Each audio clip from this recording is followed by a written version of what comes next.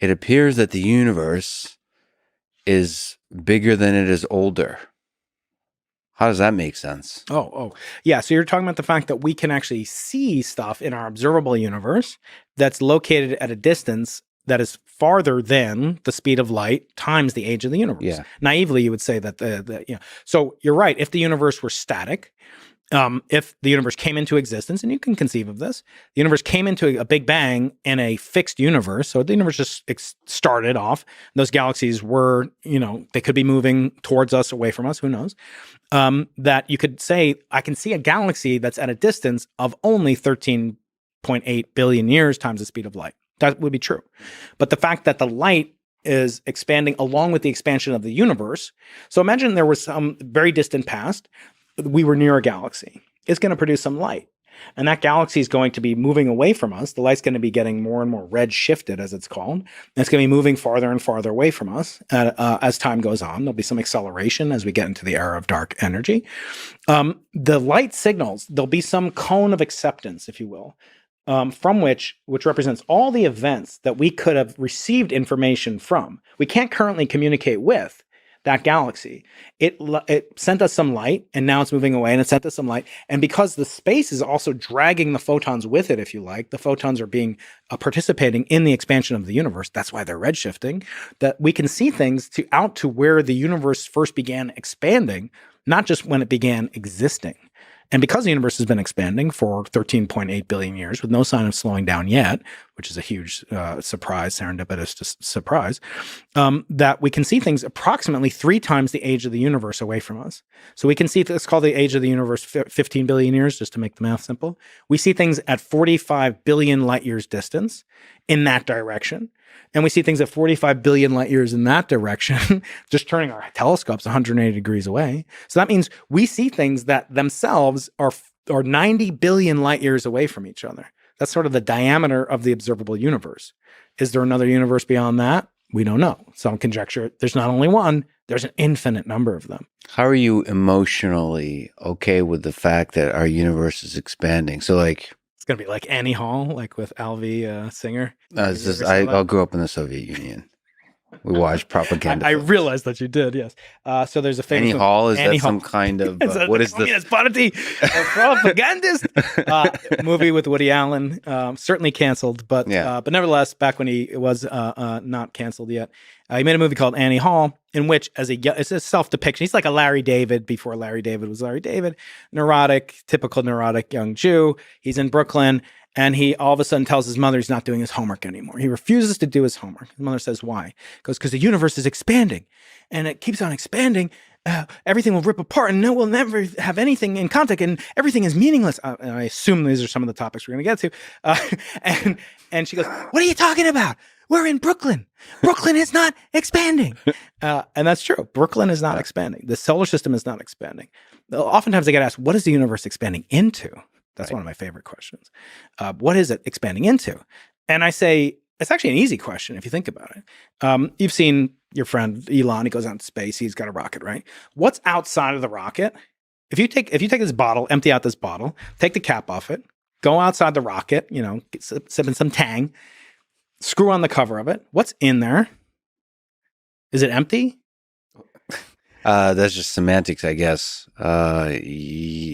Yeah. No, it's definitely not empty. So you step outside the rocket? Yeah, you're in the vacuum of space, the quote-unquote vacuum of space. And there's no more liquid in it? There's no more liquid in it. No, it's just a container, 1 cubic centimeter. Let's just make it simple.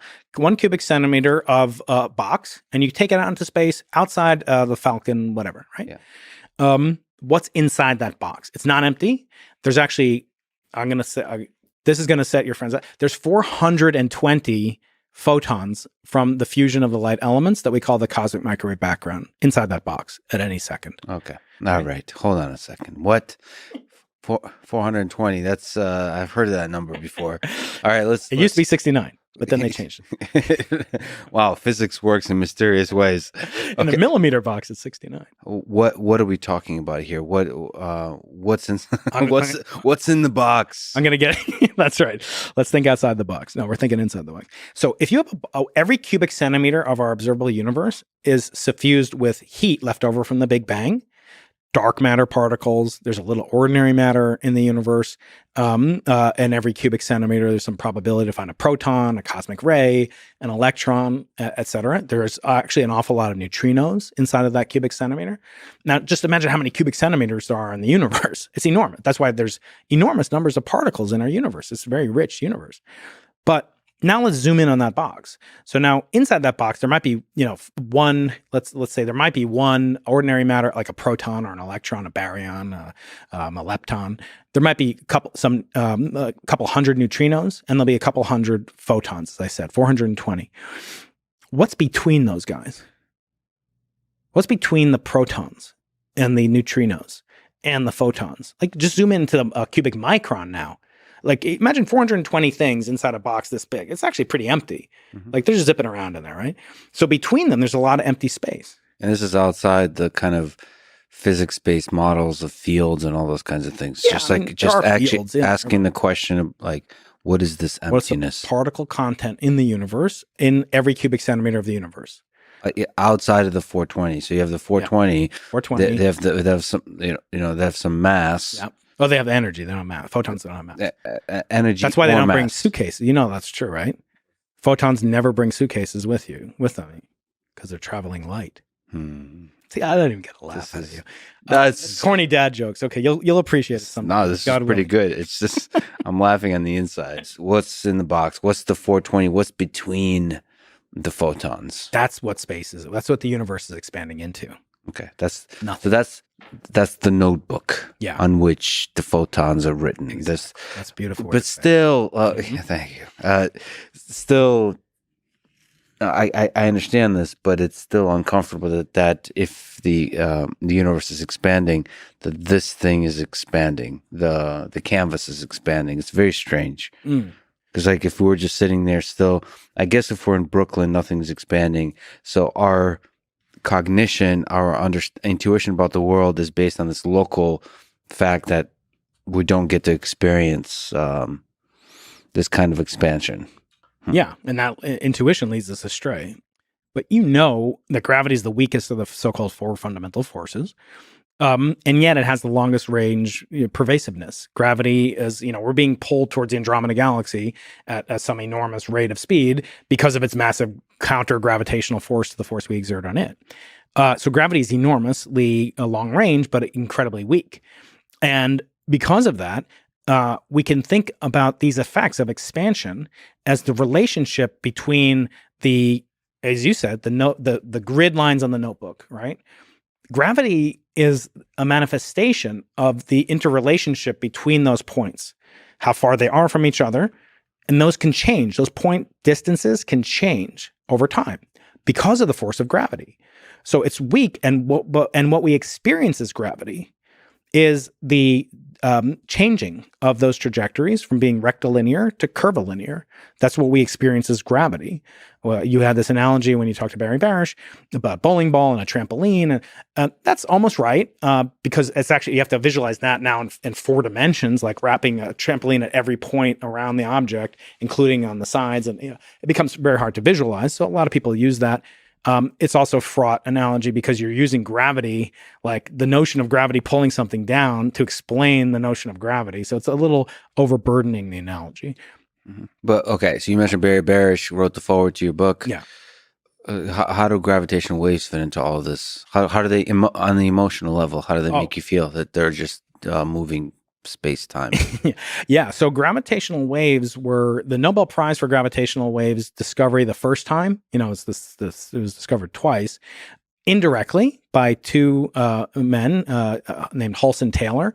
And that was given my first year of graduate school. The day I entered graduate school almost, they announced these 2 guys won it. And the guy who won it did the work that would later win him the Nobel Prize when he was my age. Is this in the 40s?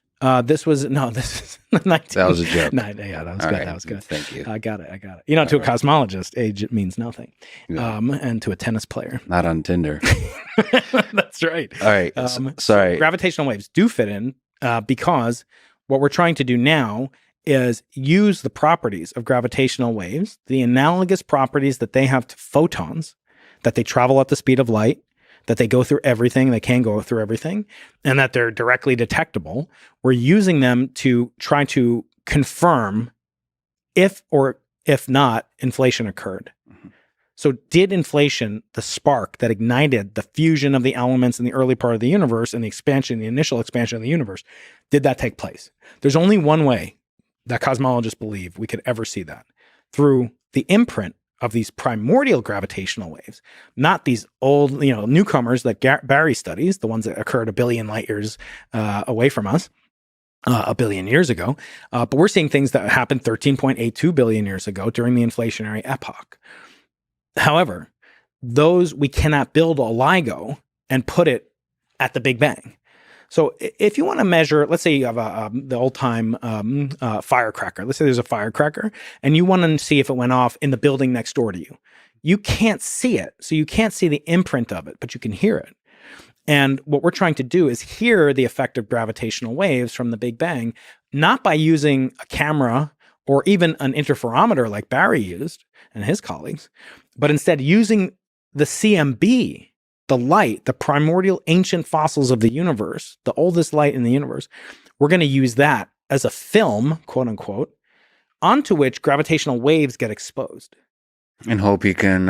So, what are the challenges there to get enough accuracy for the exposure?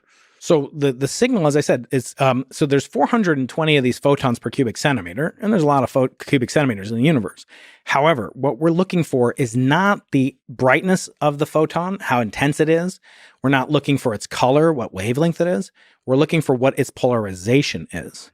And we'll go there. Let me just ask: are you serious about the per cubic millimeter? 420 is the number. Centimeter. But cubic centimeter. Yeah.